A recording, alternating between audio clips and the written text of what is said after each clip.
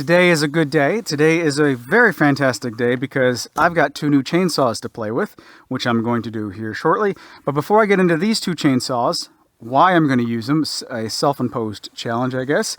Let's talk about the chainsaws that I already have, and just so you guys get an idea of where I'm coming from. I am not a professional arborist. I'm not a professional logger. I am not a professional chainsaw user. However, a year ago, we purchased this land, about a year ago, we purchased this land that is 100 acres of forest. So whether I liked it or not, I've got a lot of hours behind a chainsaw over the past year. And I've learned a tremendous amount, and I've made a tremendous amount of mistakes. We've cut a lot of big trees down. We've limbed a lot of big trees after they're down, and we've cut a lot of trails with chainsaws. When we moved to the property, when we purchased the property, this is the only saw that I had. This is my first saw. It's a Stihl MS250. It has an 18-inch bar, which is over there. And I've had this for about 5 years. The 4 years before this property, this was used to cut up logs for my fire pit as well as my smoker. So used regularly, but not used super heavily, if that makes sense. I really like this saw with a good sharp chain on it. This is a really good option. It's 18-inch bar. It has an 18-inch bar, so you can't go crazy big with it. Technically speaking, an 18-inch bar, you can cut half of that from one side, half from the other side. So 36-inch tree, I wouldn't want to do it, but technically speaking, you can. There you go. MS250, thumbs up. I really like it.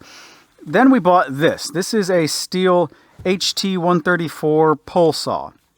It's a pole saw, so it's on a pole, and you can cut limbs. That's the reason why they make pole saws, right? Captain Obvious. It's heavy though. It's not only is it not light, but your leverage, it's out there, and you're stretching to use it over here, not sideways like that. I'm just trying to keep it in frame. Sometimes you'll reach it up there with one hand to make that cut you probably shouldn't do, but you did it anyway, right? So pole saw, it's capable, but it's kind of annoying due to its pole shape, right? We got this one shortly after getting the property because I wanted something that was a little bit easier to cut some trails in, right? So standing up, I could cut the stuff that's hanging into the trail, but also standing up, I could use it somewhat like a weed eater to where, oh man, run into all kinds of stuff, Jay, to where I can cut, saplings right at the base while I'm still standing up. Shortly after getting this, though, we got the Lane Shark LS3 for the tractor. It is basically an articulating rotary cutter, so you can put it vertically to the side of your tractor and do all of your trimming on your trails from the comfort of a tractor seat. So this the use on this drastically declined after getting the Lane Shark. However, once a tree is knocked down or cut over, it is pretty convenient to walk next to the tree with this and limb it all up with the pole saw. So we got this. It's not used as much as I thought it would be, but I'm still glad I got it. Then we started to cut down some bigger trees, and I thought, you know what, this thing, I need something bigger than this thing. Also, I made way too many dumb cuts. Like, I just need to make one more, or I just need to do this one little thing on a somewhat dulling chain, which puts more stress on the engine. Also, in the middle of our brutal hot summers, I think I overheated this thing quite a bit, and I lost power. I think I need to rebuild this. So, for that reason, I didn't have a good, dependable, powerful chainsaw at the moment. I needed something that I can cut bigger trees down with. So I purchased this. This is a Husqvarna Rancher 460 or 460 Rancher. And I like this. This is a really fun saw to use. It's a great combination of power, and if you have a sharp blade or chain on here, it's just, I mean, it gives you that Tim Allen kind of a vibe, like you know what I'm saying? Yeah, you probably know what I'm saying. It's a nice saw to use. It's got a 24-inch bar. I've cut a lot of 22-inch trees with this, and it's been great. I really, really like it. So that's the three that I have that I'm not going to use this whole summer. That's the challenge anyway, because I was looking for chainsaws online, and the PROYAMA brand came up. I think I'm saying that right, PROYAMA, and pretty darn good reviews. I contacted them and said, hey, let's do a little bit of a challenge. Send me 2 of your saws, and I will put my saws up for the summer. Can your much less expensive, I want to emphasize much less expensive saws, somewhat equivalent to these as far as size goes, will they last the entire summer? So we've got 2 options here. Either sometime during the summer I get frustrated with these and I go back to mine and I say, it is what it is, there's my results.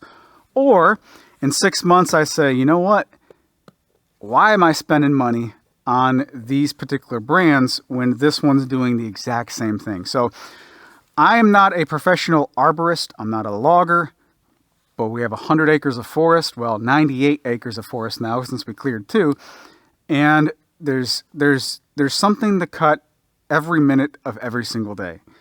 We have a lot of outdoor stuff planned for the summer. I've got a full acre of bigger trees that still need to come down where the orchard's going to go.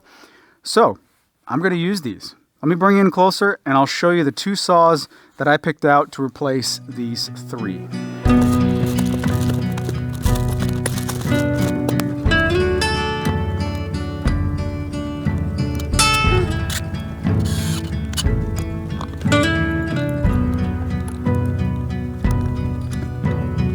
Comes with a sheath to protect the chain and the bar. I happen to like these. I wish my Husqvarna came with one, but it did not.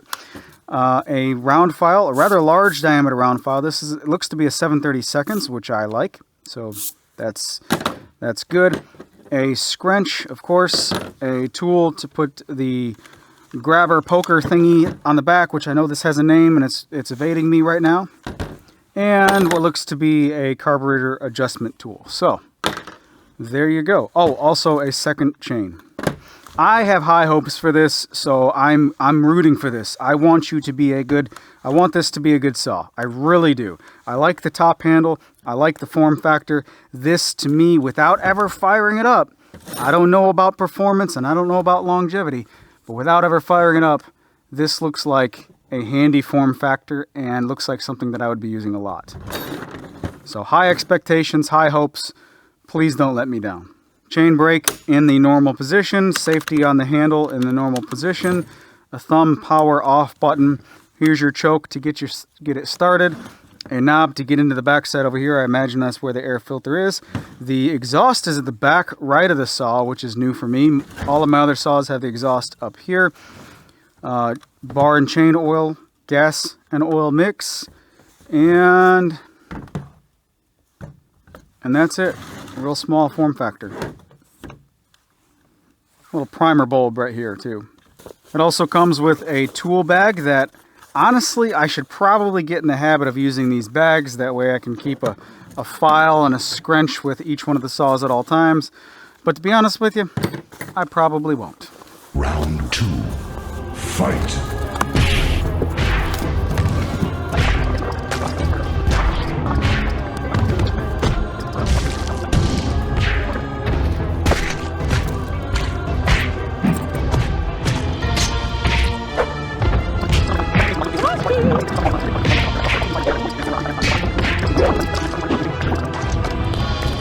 I really like it when companies use model numbers that actually make sense. Well done. It doesn't really matter in the grand scheme of things. It's just personal preference. I like model numbers that make sense rather than some long string of letters and numbers. This is a PCS 26 Porter cable PCS PROYAMA Chainsaw 26cc engine.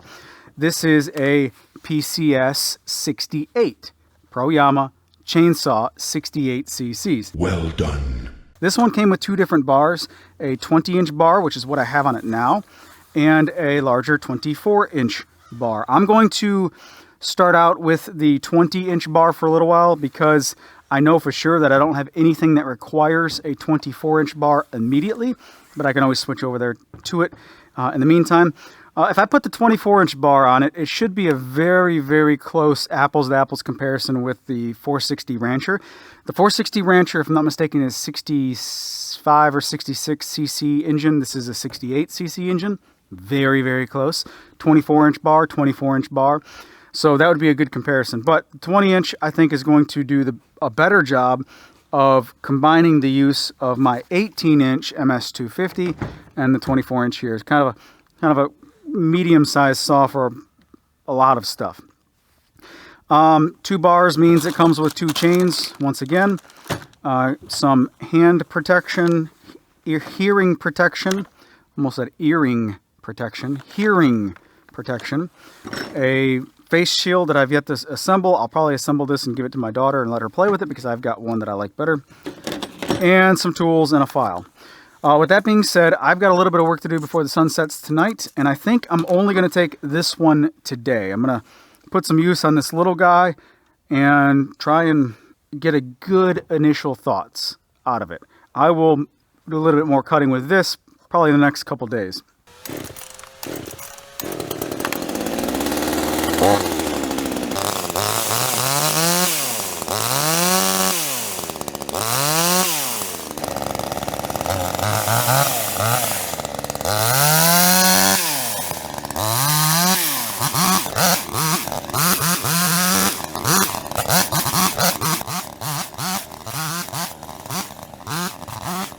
This is an area on our driveway that we're clearing out. It's nothing but a bunch of smaller diameter pines, which have no value at all, and a bunch of Chinese privets, which are invasive and they just take over. So we're clearing out all this space near these big walnut trees. There's one tree right there. Here's a big walnut tree. Beautiful tree, covered in vines. I think we saved it in time though. It was covered in vines. Same with this one. This one was big time covered in vines. I can zoom in, you can see some of the vines. Look at that. That was horrible. This walnut tree was going to come down. Hopefully we got it in time to save it. Anyway, up here we want to do a bunch of wildflowers and tall grasses and just create a nice habitat for small animals to hide in and get the small animal numbers up in this area. You see this tree right here? This is a pine tree. It is too big for my tractor to push over. It's not ridiculously big in diameter. It's pretty tall. But we're going to go ahead and cut it down. I don't know what size tree that is, but we'll go ahead and cut it down.